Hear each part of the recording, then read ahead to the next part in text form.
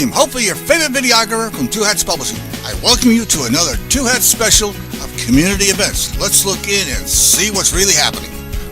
We're going to go ahead and get started. My name is Councilmember Omar Narvaez, and I represent District 2, which is Bob.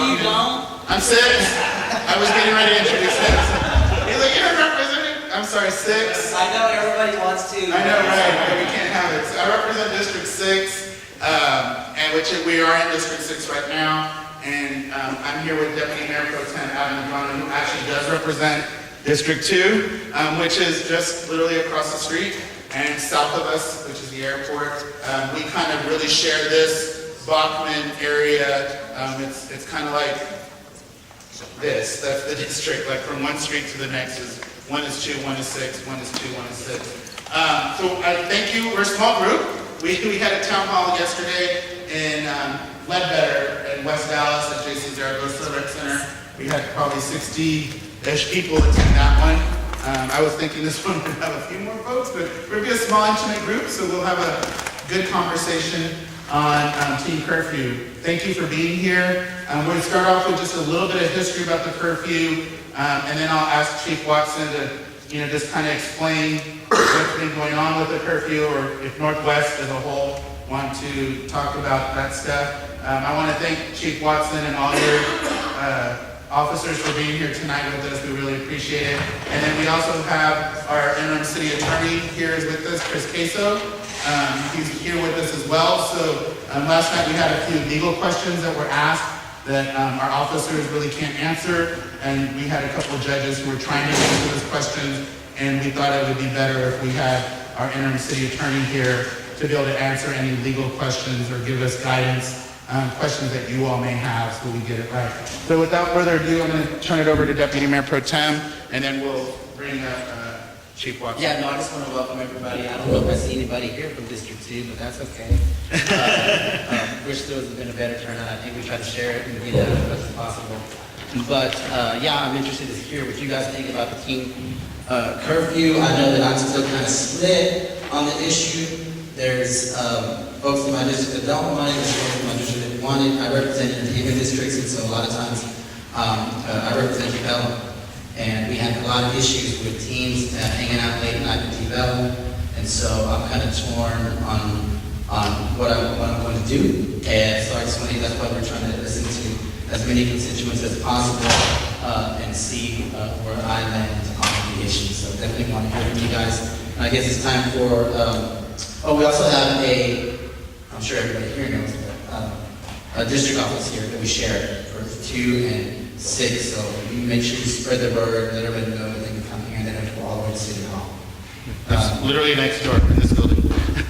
Let me give them the history real quick. So last night we gave some history about the curfew. My understanding is it was actually started in about 1991. It was a community engineered effort that brought the curfew to City Hall. My understanding is I think I was a junior or senior in high school when it got implemented in Dallas, so I don't really remember much about it except for what people have been telling us recently, that it was community-led and community-started. The curfew, from my understanding, also was because at that time in the 80s, there was a lot of crime going on, I guess, across the nation. And this tough on crime stance started all across the nation, swept everywhere. And the answer, some of the answer was, team curfew. Our teens are out of control. They're doing bad things. So let's institute teen curfews. And the teen curfew just kind of, every 3 years, just kept getting adopted again and again and again by the council. What has happened is on January the 18th, which just passed, the curfew expired in Dallas. And we thought it was a done deal. All of a sudden people started to, the people that are pro-curfew raised a big stink. And so some council members in their districts, where it's really brought up more than others, they wanted, us to look at this again. And so those council members are asking. But I want the community to understand and know that as of right now, we have no teen curfew in the city of Dallas.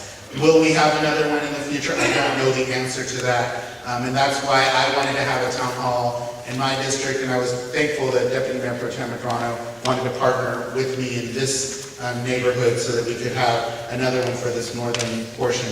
Tomorrow, February 6th at City Hall will be the first public hearing on Teen Curfew. That'll be at City Hall in our briefing room on the 5th floor. So if you want to come put your voice, I'm sorry? It might be moved to the council chambers. It might be moved to the council chambers. So if you get to City Hall and it moves, then you'll go to floor 6 if it's in the council chamber, but I'm sure we'll have signs or somebody, a guard will direct you where to go. So just be looking tomorrow. Do you know the answer? Does the mayor decided to move the? I think it's still undecided. Okay. But they'll likely start in the briefing room. And we might and move. see it and move over. Okay. So we may have to start in the briefing room because Yeah, that's where it's been posted. right. So we may start in the briefing room and then move over to the council chambers, which I kind of hope we do because I expect a lot of people to show up tomorrow. Not just for Teen Curfew, but we also have Confederate monuments on the agenda tomorrow for us to be briefed on. So if you want to come put your voice on public record, tomorrow is the time to come do it at City Hall. I have been told by the mayor that that will be the first agenda item we're going to be briefed on. If that, I don't know if that's still the case. So y'all will be, or Teen Curfew folks will be going first. So if you want to come be part of that, we'll get there around 9-ish. We'll probably be starting to hear everybody between 9:20 and 9:30. And then we will have another public hearing with the full council, and that's on February the 13th, the following Wednesday.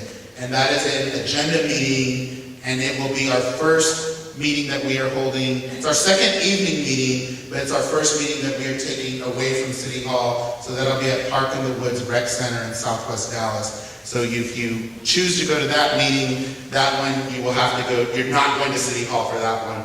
Park in the Woods Rec Center, and that one will start at 6 p.m. in the evening. And I have been assured that this agenda item for the public hearing will be in the evening session, not in the afternoon session for that council meeting. So that, without further ado, I'm going to bring up Chief Watson so that he can come talk to us. Chief Watson covers the Northwest Division and the North Central Division for the City of Dallas, so he's here to talk to us from the evening. Thank you, Chief. Thank you, Councilman. I think you all can hear me, okay? All right, I don't want to... Okay. Well, thank you all very much for coming tonight. Councilman Medrano and Navarez, thank you for having us. Like I said, my name is Rick Watson, and I'm a deputy chief, and I'm over the Northwest and the North Central Patrol Division. The first thing I want to share with you is with respect to the curfew ordinance is what it is. Like Councilman Navarez said, it was community-based. It was created with a lot of community input, and the council at the time listened, and they all came together with input from the community, and they created a curfew for juveniles. And as he said, it came up every 3 years for, and I'm going to say renewal, but basically it was invoked by the council to go ahead and continue. As the police department, we take no position. Whatever the will of the council is, we'll do. Now there's been some talk and concern by some community members about if the council does not renew it. They said that the police department is not going to have a reason to stop a juvenile at say 2 or 3 o'clock in the morning that's walking in the street, and that we won't be able to do our job. That's not correct, ladies and gentlemen. If an officer sees what he or she believes to be a juvenile, now if they're, I'm going to give you 2 scenarios. If this juvenile is walking on the sidewalk, and that's all they're doing, they're walking down the sidewalk, they're not in violation of any city ordinance or any state law. However, the officer who's just caring about that, maybe looks like about a 12-year-old or a 10-year-old, would stop and ask, "Are you okay? Is everything fine? Do you need anything? What are you doing out here at 2 o'clock in the morning?" So I don't want anybody to think that we're just gonna ignore that. That's not gonna happen. That's the first scenario, that juvenile is not committing any offense. The officers really have no probable cause whatsoever to make contact with that juvenile. The second scenario would be, let's say the juvenile's walking in the street. That's probable cause. That's by law. We have the authority to stop and ask, what are you doing out here? You need some help? How are things going? What's your name? Things of that nature. So I don't want anybody to leave the meeting tonight thinking that if the council does not remove the ordinance, that we're not going to be able to do our job. That's not correct. We will continue to do our job. Chief Hall, in her presentation to the Public Safety Committee, I think it was 2 Mondays ago, Mr. Cato, okay? She said that if the council decides to come up with a new ordinance, that her recommendation, and it's just merely a recommendation, would be to decriminalize it.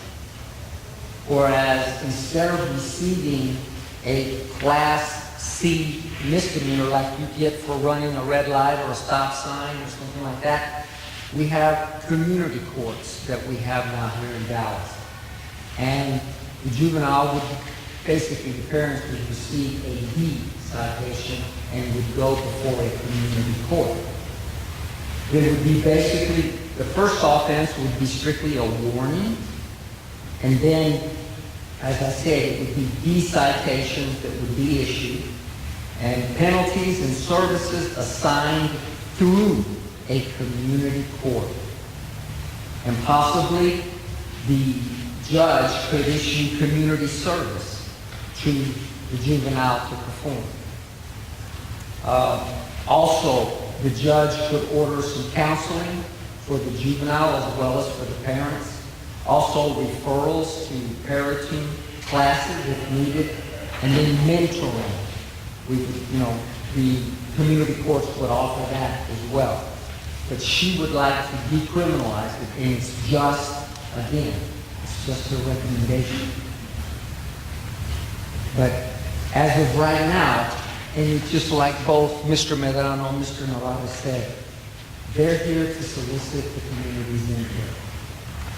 And they want to hear from their constituents in the community how they feel about it and do they think it's needed.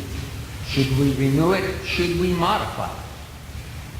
But again, we as the police department, we take no position. We will do whatever the council requests us to do. So with that, I'll certainly open it up for any questions. Yes, sir.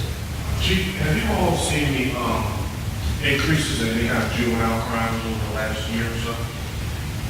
I apologize to you that I don't have those numbers to be able to tell you that, let's say, if we compare 2017 to 2018 with respect to just juvenile crime, I don't have those numbers, but I can get them for you. But I don't have them with me to say that we've seen an increase or we've seen a decrease. That's a good question, but thank you. Yes, ma'am. The trend though that those crimes are decreasing in the city of Dallas and also nationally? Yes, ma'am. With respect to our overall crime here in Dallas, we have seen a reduction, and nationwide as well. But that's through a lot of effort and work, but yes, ma'am, you're right. That has decreased, both here and nationally. Yes, ma'am. If you're in the Bottom Lake area, it's real personal and hasn't increased. Our Lakewood community is just fine, thank you very much. But those areas of Dallas, they're hot spots. You don't feel like the decreases there. And I'm old enough to be the parent of one of those first kids who were under the curfew. And what we're missing in these conversations that is a tool for parents to say, it gives a parent a backstop to say, I don't care what you're doing or who you're with, you got to be home at 11. If it's a weeknight, whatever it is. And if I'm a single mom or whatever, sometimes I need that authority that is not present in my home. And, if I've got the perpetual sneaking out, finally I'm going to say, let's go to the court and demand that you get your counseling or whatever. And, it is the backstop for parents that want to get some help. And, their brains are mush at that age. And sometimes you need some parameters around them that help them so they don't crash and burn when they're 18 years old. Thank you, and I appreciate that very much.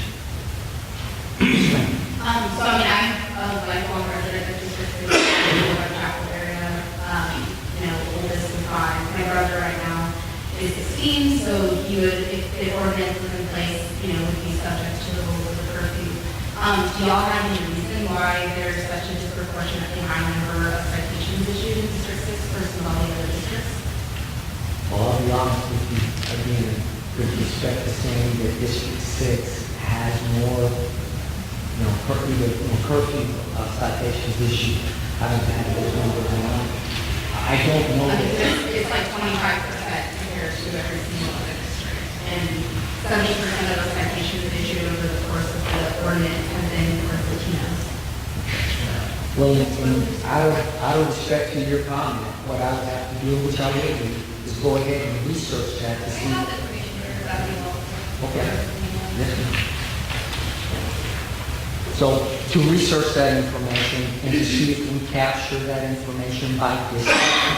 Okay? But I'll be more than glad to do that with the breakdown.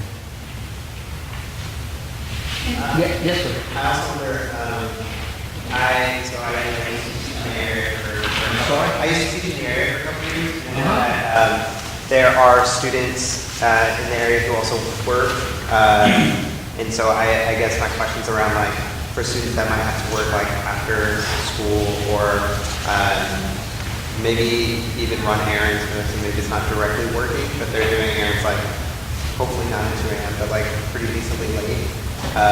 I guess I wonder how the curfew might affect those students, and on that, how it might disproportionately affect students, especially if there's a fine attached to it. For students who are already forced to work and then they get a fine on top of that, that might disproportionately affect a certain population in the area. Well, I certainly don't want to speak out of turn. However, when the council looks putting together, if they decide to modify or amend the current curfew, they could certainly put exceptions into the city ordinance. Am I correct, Mr. Queso? There are exceptions, there currently are exceptions in the ordinance about school events or work and various other things, so there are exceptions in the ordinance. Certainly, they could add additional exceptions if they want to do it, if they do it, and look at the ordinance. And on that note too then, so, the ordinance doesn't really stop y'all from issuing a ticket or processing somebody for a crime that they're committing. So it's not really doing anything that they wouldn't already be subject to if they were committing a crime, which to me just means that it's really just policing behavior of intent, which to me leads to profiling, which is what the numbers have shown. Well, what lives in District 6? What is the I live in District 6. I know, what's the overall population if you're going to compare? What are you suggesting?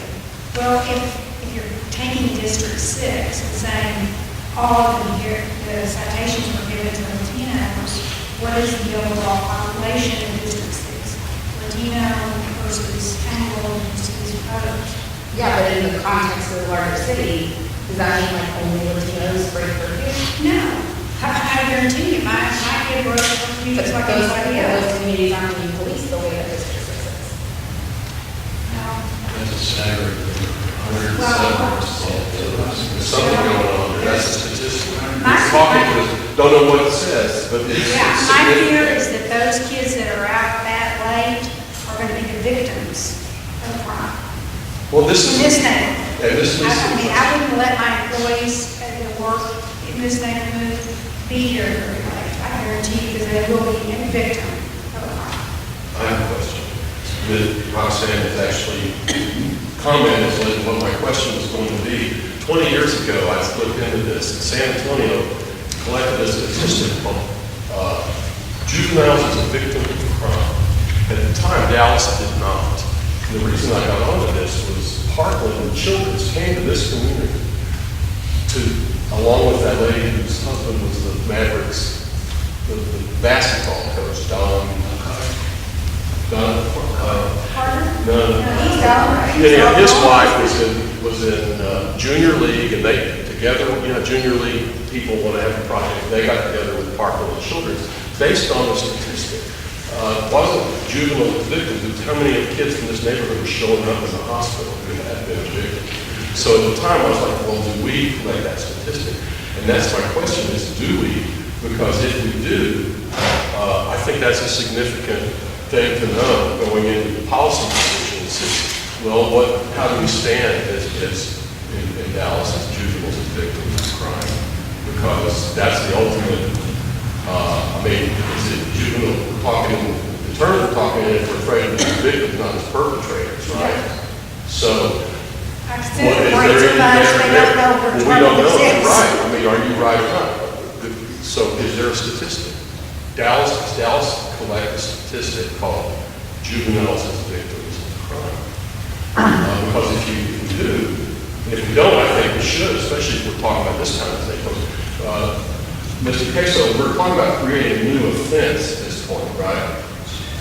No, there is currently, well, before it expired, it was an offense. Right. Curfew ordinance was an offense. Yes. Okay, so it was a Class C misdemeanor. Could be ticketed, and just like any other case, as we talked about.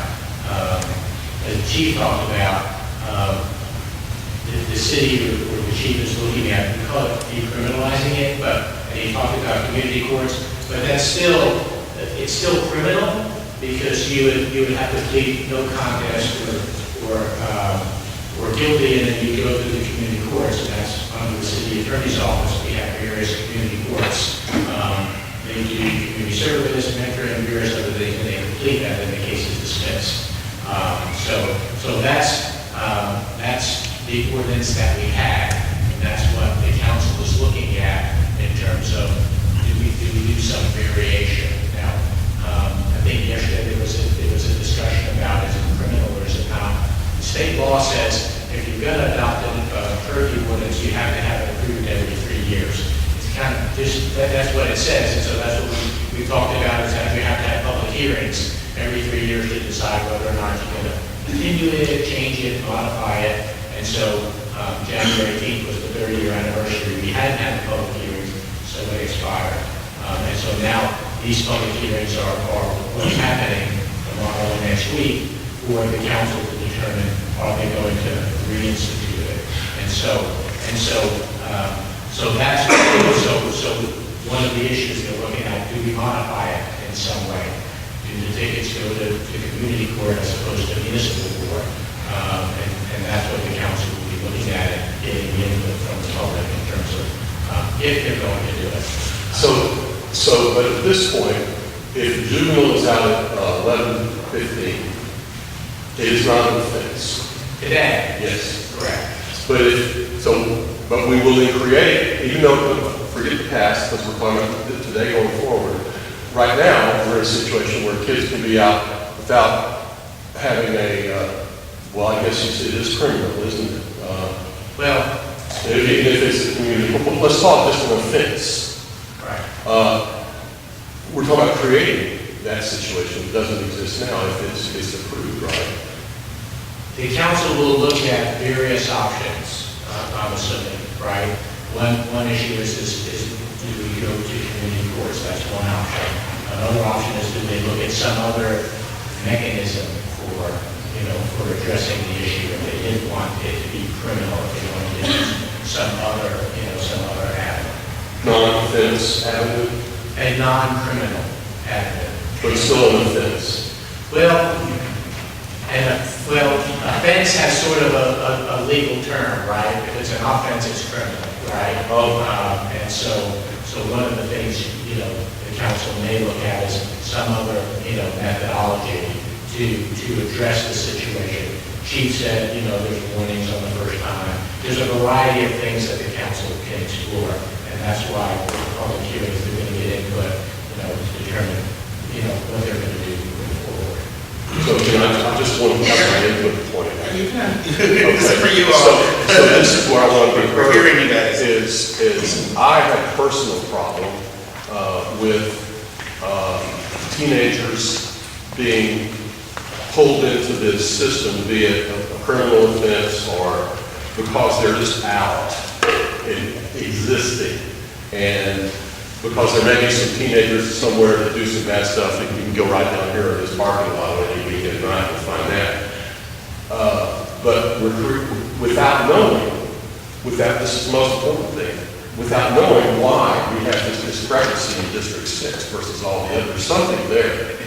Don't know what it is, but it's significant. I mean, when you look at, Chief, the number, I just saw, I'll show you, in District 6, the number in 2018 was a citation was 107. The nearest district, District 1 had 36. That's second place. That's second place. Third place is 27. That is a big enough variance that there's something there that if we don't understand what that is and what's going there, we're crazy to create an offense for kids, who, especially considering how much of the public feels about, I think rightfully, what happens to you in this place, country, city, state, when you get sucked into the system. Because it's expensive, it's dangerous, you can have say the wrong thing with the wrong JP or someone, and the next thing you know, your life's off in a whole different direction. Just because they're outside at an hour that respectable citizens think is dangerous for them or others. I think I'm not saying that's the wrong thing in my opinion, but I think until we find out what this discrepancy is about, because there's a lot packaged in there, I don't think we should create a new offense or create this new thing. Why now? Why? Is there a reason why this has to happen now instead of 3 months or 4 months or however long it would take to find out what's going on with these District 6 statistics?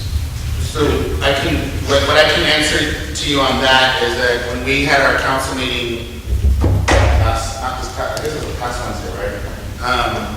It was brought up that we should vote to have these public hearings and have them as quickly as possible. And the dates were selected for the 6th and the 13th. And there were 4 council members who wanted a delay in the public hearing so we could get more data, more information, try to gather.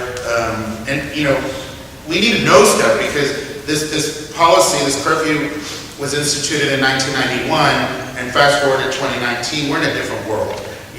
Things are just different.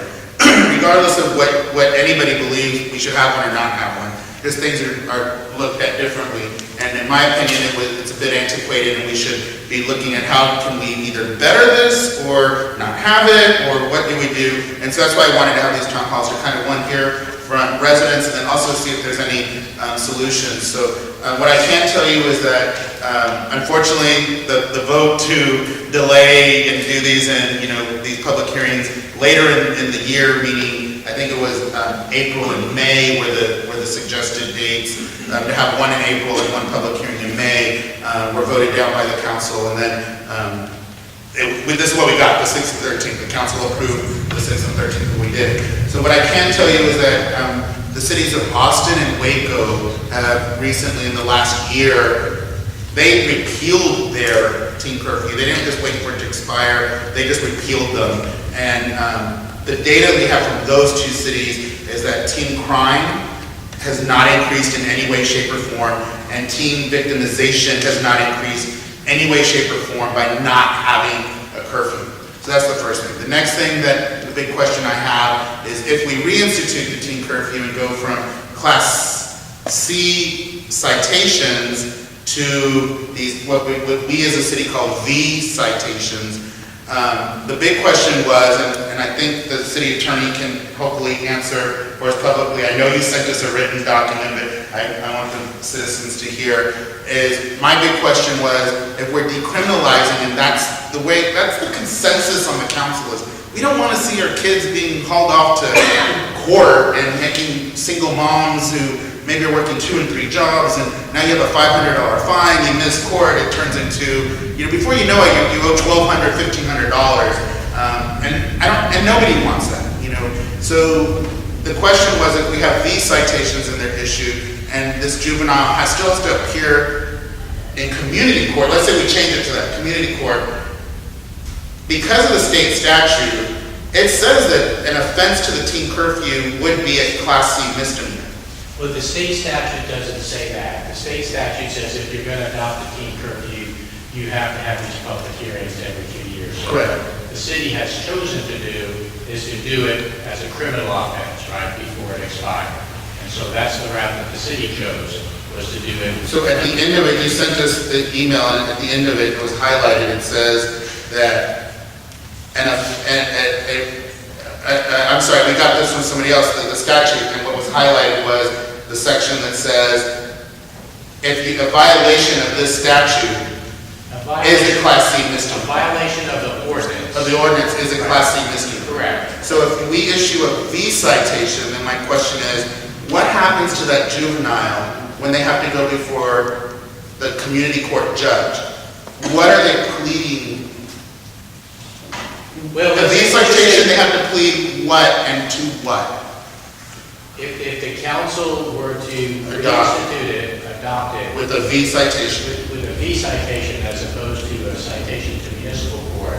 So if somebody gets the V citation at that point in time, they can plead not guilty, right? They can say, no, I wasn't out, or whatever reason they want to say. But what are they pleading not guilty to? Is it a C misdemeanor? Yes. Yeah, okay, that's what I was trying to ask. Right, if that's what they do, if they reinstitute it the way it had been in effect, the Class C, so they would be pleading to a Class C. They would be pleading no contest or guilty. And then that, like what happens with our community courts right now for other citations, handling or various other things. Because if they get it's a criminal citation, if they say I'm not guilty, they've got the right to a jury trial that they want. And So that's regardless of the court. V or And a that's regular citation? That's in municipal court, regardless of the V or regular citation. Right. So So in community court, they plead guilty to a V citation? So what happens is in order to get through the community court system, you plead guilty or no contest Right. to the curfew ordinance. Right. And then once they get there, then we can offer them services, if there are housing issues or other issues, we have partners that we assist with that. If they need mentoring, they do community service, there's kind of a variety of things. We have in community courts, we have social workers that will evaluate it. We have a drug court, and a veterans court, homeless court.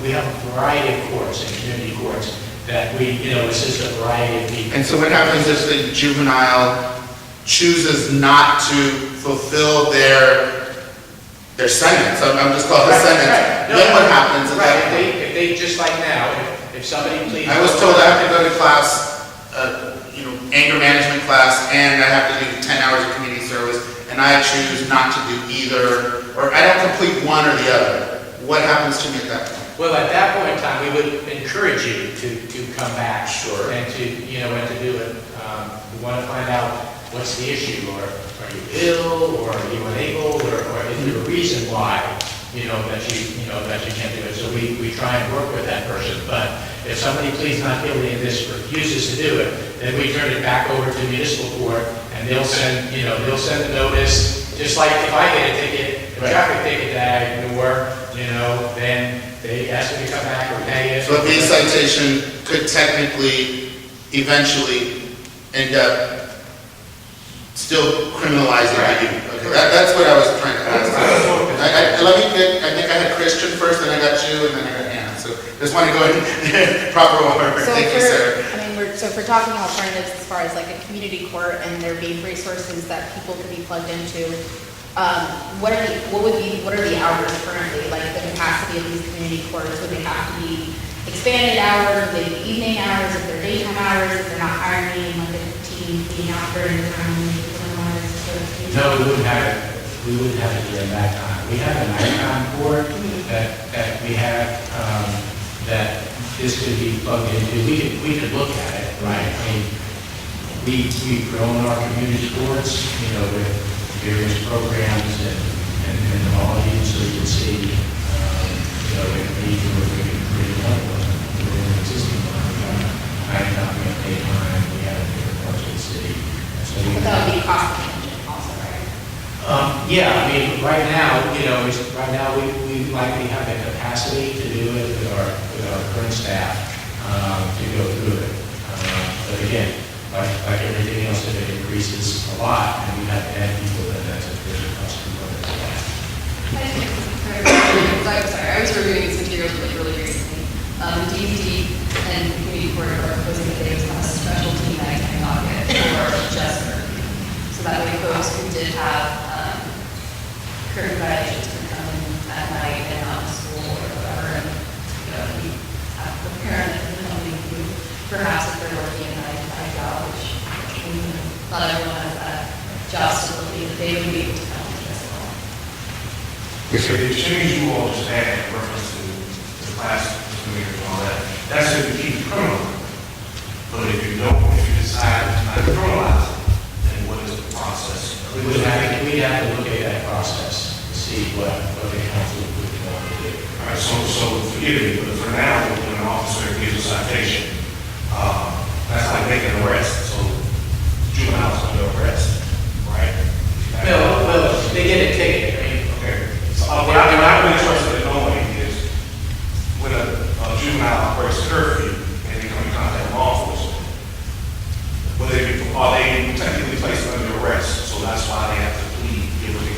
no, I mean, what they would do, it depends, right? I mean, if they get arrested and brought in, since the juveniles are different, right? Because the juveniles, they go to the juvenile detention center, they get released, however that happens, or however that the result of that is, and then they get a ticket, then like, if you get a speeding ticket, right, I gotta show up within so many days, you sign a ticket, and, when you show up, you go through the process. And then so right now, where we go into the municipal court, right, the municipal judges, they'll listen, they can, do community service, they can do all of those things, and then, they're completed, and the case will be dismissed. All right, my concerning question is if the council decides to decriminalize it, that the juvenile doesn't have a record through this, right, on the other side of this, that whatever you guys decide how you handle the court system, whatever the process is to get the team help or the family help, whatever,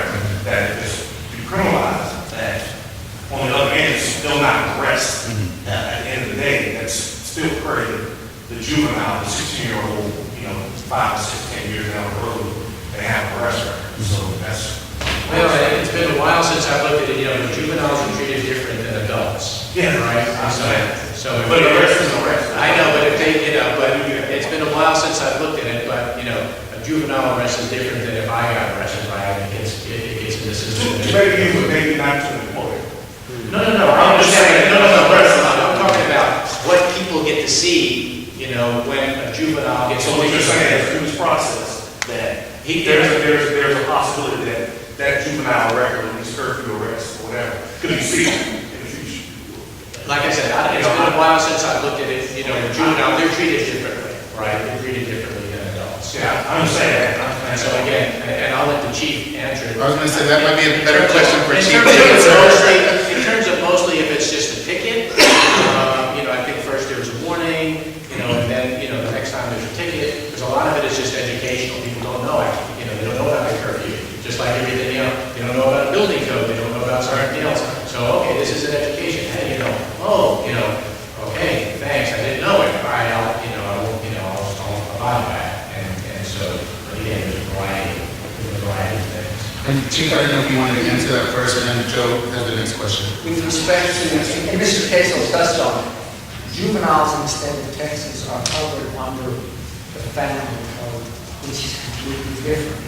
And just like all of us here, if you get a citation, it comes off your record after a certain amount of time. If you don't get another, your PS will remove it from the record.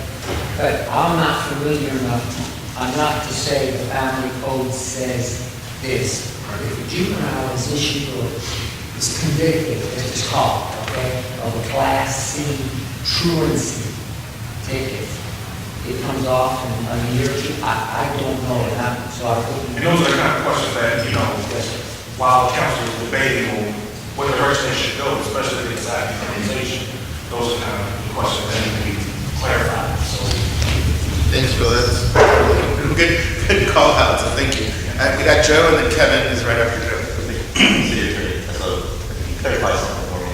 Last night, the better community meeting, I think the relation of the city policy is when a person is made contact with a police officer, cited for breaking the curfew ordinance, that the person is given handcuffs. Is that a city policy? I don't know. Let me address that. With respect to that, that's the Dallas Police Department's policy. Yes, sir, that is true and correct. If we place an individual under arrest and we place them in the squad car, our policy requires us to handle. Yes, sir, that is correct. So before the curfew expired, an officer came in contact with a juvenile and broke the curfew. Policy, Dallas Police was placed in that. Was that an arrest or just a detainment, or were they placed under arrest because of the curfew, because it was a misdemeanor offense because of the curfew was being broken? Is that why the policy is that way? No, sir, the policy is for the protection of the individual being arrested as well as the officers. Once we put an individual in our squad car, then we are held liable for the safety of that individual. It's for safety reasons, both for the officers as well as the individual. Thank you. And so I think I think it's really interesting to think about like how the citation would be classified, but then it does make me wonder, like, no matter how the citation would be classified, it sounds like there's already systems in place to monitor people who are doing dangerous things late at night. And so it almost seems as if the curfew, like, thing itself is just a way to, like, kind of, I think, like, police folks out in the street to make sure that they're, like, looking out for a certain type of person, certain type of looking person. And so if there are already, like, things in place to make sure, like, if you're breaking the law, like, they will still arrest you, I guess my question is, like, what was the need for the curfew, or what does the urgency like putting in the curfew if there are systems in place to handle those dangerous or unlawful situations? Back in 1991, I'll be honest with you, I couldn't tell you if the actual crime, certain percentage of the crime in the city of Dallas was being committed by juveniles. I'm sorry, I don't have that number to say. And this was mentioned earlier. It's a little of both with respect to individuals who are committing offenses or they become victims. And they're not doing anything wrong other than being out past curfew. They're not out here drinking. They're not out here breaking into cars. They're just out. And unfortunately, sometimes they become victims. But I'm not going to stand here before you tonight and tell you exactly back in 1991 what exactly was the reasoning, the thinking behind the community. And the community had a very large input with the council at the time to say, we believe it's needed. And just like the councilman said earlier, that was in 1991. This is 2019. Right. And so I guess I do wonder what our two numbers kind of seem like that. Like, if there's a need for it, then maybe we can have a conversation. But I think if there's no need, then we're just putting stuff in just to put stuff in. Well, certainly, the comments and the concerns that each and every one of you have expressed here tonight is exactly what you two councilmen are doing. What I will add in is that DPD doesn't have a position on whether we should have or should not have a curfew. It is not their purview. It's the council's purview to decide whether we should or should not have one. And so that you all know, when it expired on January 18th, there was no opinion given by Chief Hall whether we should or shouldn't have one. But what was given was that the opinion that has come up is when we got close to expiration, is some of those community members that founded the curfew, Edna Pemberton, Betty Culbreth and Diane Gibson, those folks kind of were like, oh, what do you mean you're letting this thing go that we fought so hard to institute and implement? And so certain council members decided they wanted to, oh, it's time for us to look at this again. They didn't care before until some citizens spoke up. And that's with anything. I mean, if y'all all of a sudden tell me, this is the issue we want, of course I'm gonna listen. I'm like, this must be a thing, let's start working on it. So just so you know, DPD does not have an opinion either, pro or against. They're not allowed to have that opinion. Betty Culbreth lives in DeSoto now. Right, Betty Culbreth lives in DeSoto now, exactly. The other two still live in the city of Dallas. Yes, Christian. And this is gonna be the last question, because we're at time, so. As far as, so I know that with the council meeting, the 13th would be the last public hearing, and then there needs to be a vote on whether it would be reinstated, or whether there would be an amendment to it to where it would be decriminalized, or what have you. Because I know we mentioned that like the last city council meeting, the votes were not there to make sure that there was more time to like really hash it out and actually think about the roots of what this is and whether we're actually looking at like safety or surveillance or, collective responsibility. What's the time frame then for this vote happening? So we were told during our council meeting when this vote took place, the city manager himself, TC Broadneck, stated that there was no way that his office could have a recommendation to us by the 13th, that they just don't have enough time. Now, does that mean that a council member could just say, I move that we reinstate the curfew the way it used to be, and then we vote on that? I can't tell you that at this time, but I do know Chief Martinez did say yesterday that he didn't believe that we could even vote on anything, that he didn't think DPD with the city manager working together with the community members, he didn't believe that we could even touch this till the summer, but I can't, that's what he felt, so I can't tell you that that's the right answer. So literally it could be any time between February 13th and never, because we don't know where we're at. We just have to, I'm hoping we're not voting on something on the 13th, but I think we have to tweak this. If we're gonna have one, let's get it right for current time, but that's my opinion. I'm one of 15. Could I just say, if I'm gonna let you, I gotta let Phil, then I gotta let you. Sorry. I gotta be fair. I apologize if this question was asked before I arrived, but are you guys gonna have the ability to perhaps get statistics from the police department before you make a decision based on juvenile crime? There's a statistic they may have in reference to, not just we saw this report on how many arrests in districts, and why? If there's a reason why.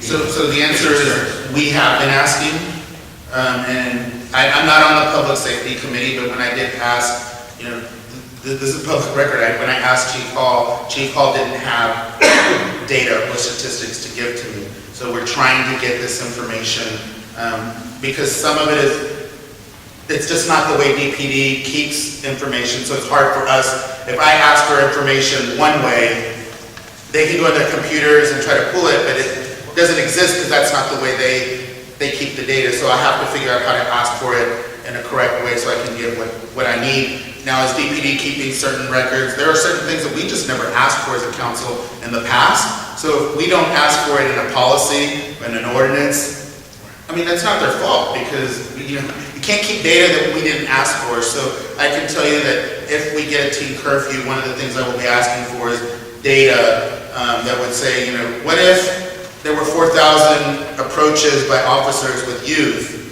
and, we only had 200 and something tickets, but out of 4,000. But all the rest were, we took them to shelters, we took them home, we took them to school, they don't have that data.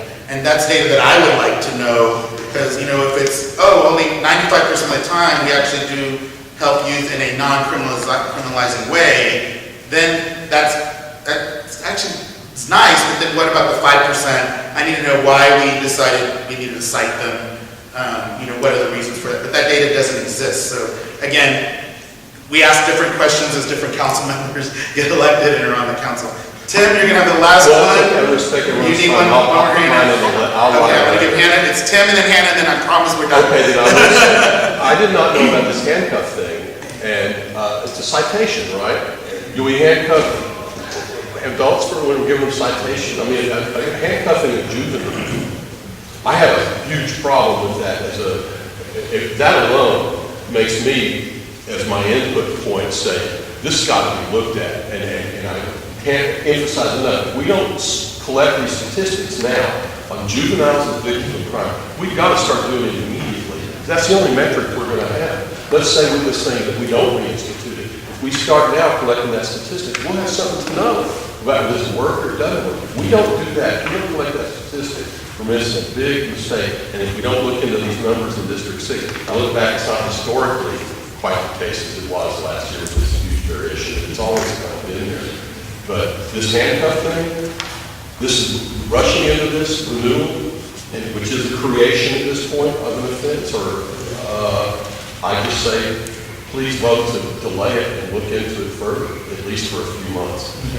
And I got Hannah and Tony, you talk to me afterwards. I got to end this meeting because we're already beyond everybody's time that we said we'd be here. I just wanted to address the racial and ethnic disparities in enforcement of the curfew. I know like the District 6 and District 2 have a really strong Latinx community, but whenever you look at other districts that have more racial and ethnic diversity, it's still very heavily skewed against Latinx kids and African American kids. For example, in District 9, where I used to be with the Lakewood, correct? There aren't really that many citations in Lakewood, but there's tons in Casablanca. And the same thing with District 13, which has Preston Hollow. There aren't really citations there, but there are a lot of bigger meadows. So it's not just that there are a lot more citations in districts that have those communities, but other districts that do have a broader racial and ethnic diversity also have that concentration of Latinx kids being cited in portions of those districts that aren't really well. Yes, we do it socioeconomically too. Of course, you're in America, and there's a relation between. Well, I'm race saying and there class. are other things besides that. And those communities that you mentioned pay extra patrol. So I would tell you that there is a reason why, you have 2 officers every night patrolling a small area and run out less crime. So I'm just suggesting that's a community policing thing. We may just need more officers throughout the city of Dallas. But on top of their taxes that pay extra, and the homeowners association have extra patrols. When you said you had a difficult daughter, right? And I'm assuming she's white? So, I mean, I think it's just. What you call difficult, she turned out. You told me she was a troublemaker, she was a rebel, and you needed a curfew in order to put her back in the home. No, I'm saying, I use it all the time, say, get home. I'm just saying that, like, as a white person, I know my friends, I know I grew up in a fluent community because race and class are linked in the United States. Not been, hopefully, won't always be, but currently are. And because I lived in a single family home that was attached, because if I wanted to be outside, I could go in my backyard. Because I have a car, because I had experiences with me that other people didn't have, that kids like me, we do all of the same things that all their kids do. We just get caught. But I have to say, there's a tool for every parent, no matter what. You can send a parent or whatever to say, you don't have an employee that you're in the home, say, I can't be out past 11, so we can. Well, I want to thank Let's everybody. not lower our expectations. I want to thank everybody for being here and your feedback. I really appreciate it. And I also appreciate all our officers for being here and listening as well. Because I think when y'all are here, y'all hear the community, y'all know how the community feels about things. So thank you all for being here. I think Chief Watson got a call and I saw him zip out, so something's going down. I need him to do his work. And thank you to our interim city attorney for being here as well. And Adam, if you want to close us. I just want to say there's a District 2 person here. Phil, thank you. So, we were very District 6 heavy tonight. Phil has a Bell Foundation, so I work with Christian. Nice to meet you. Hey, Tom. Hey, I grew up in Web. This is William, hopefully your favorite videographer from Two Hats Publishing. I hope you enjoyed this video. If you like it, please leave comments below. or like, follow, or subscribe to us and get notices of all our videos. We love it, even when you call.